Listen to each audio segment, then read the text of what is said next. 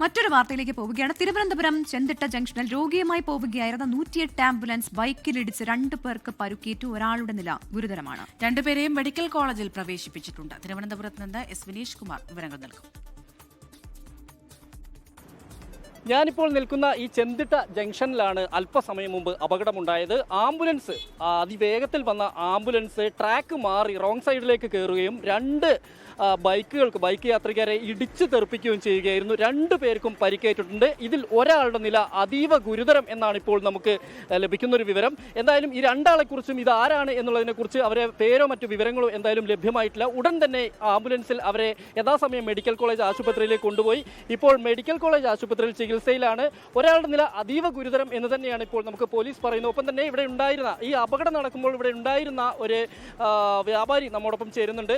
എന്തായിരുന്നു സംഭവം? എങ്ങനെയായിരുന്നു സംഭവം? ഇവിടെ വരുമ്പോഴത്തേക്ക് റോങ് സൈഡിൽ കൂടെ ആംബുലൻസ് കയറിയതിൻ്റെ പേരിൽ അവിടെ ഓവർബ്രിഡ്ജ് വഴി ഇങ്ങോട്ട് വരെയായിരുന്നു 2 യമഹ ബൈക്ക്. അതിൽ 2 പേരെയും ഇടിച്ച് തെറിപ്പിക്കുകയായിരുന്നു. അതിൽ ഒരാളുടെ നില അതീവ ഗുരുതരമെന്നാണ് അറിഞ്ഞത്. ആ പുള്ളിയെ ആ ആംബുലൻസിൽ തന്നെയാണ് കയറ്റി കൊണ്ടുപോവുകയും ചെയ്തത്. മറ്റേ കക്ഷിയുടെ കാര്യം കുറേ സമയം, ഒരു 10 മിനിറ്റ് കഴിഞ്ഞ് പോലീസ് ആംബുലൻസ് വന്നാണ് കൊണ്ടുപോയത്. അമിത വേഗത്തിൽ വന്നതിന് ശേഷം ഇത് ട്രാക്ക് മാറുകയായിരുന്നു. ആംബുലൻസ് റോങ് സൈഡിൽ കൂടെ കയറി വന്നതിൻ്റെ പേരിലാണ് ഈ വിഷയം വന്നത്.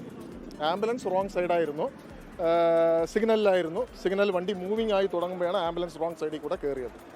എന്തായാലും ഈ പ്രദേശത്ത്, അതായത് ഇപ്പോൾ അപകടം നടന്നിരിക്കുന്ന ഈ നഗരമധ്യത്തിലെ ഈ ഭാഗത്ത് മുമ്പും ഇതുപോലെ തന്നെ അപകടങ്ങൾ ഉണ്ടായിട്ടുണ്ട് എന്ന് തന്നെയാണ് വ്യാപാരികൾ ഉൾപ്പെടെ പറയുന്നത്. അതായത് ആംബുലൻസ് ആണ് പലപ്പോഴും ഇത്തരം അപകടങ്ങൾ ഉണ്ടാക്കുന്നത് എന്ന് പറയുന്നു. കാരണം പലപ്പോഴും ഈ ട്രാഫിക് സിഗ്നലിലാണ് പലപ്പോഴും ഇത് മറികടക്കുന്നതിനിടയിൽ, അതായത് ഈ മറ്റൊരു ട്രാക്കിലേക്ക്, വാഹനങ്ങൾ ഓടിക്കൊണ്ടിരിക്കുന്ന ട്രാക്കിലേക്ക് പെട്ടെന്ന് ആംബുലൻസ് എടുക്കുകയും ഇങ്ങനെയാണ് വലിയ അപകടങ്ങൾ ഉണ്ടാകുന്നത് എന്നാണ് ഇപ്പോൾ വ്യാപാരികൾ ഉൾപ്പെടെ പറയുന്നത്. എന്തായാലും CCTV ദൃശ്യങ്ങളെല്ലാം തന്നെ പുറത്തു വന്നിട്ടുണ്ട്. വലിയ തോതിൽ ഒരു അപകടം എന്നുള്ള രീതിയിൽ തന്നെ അത് പറയേണ്ടിയിരിക്കുന്നു.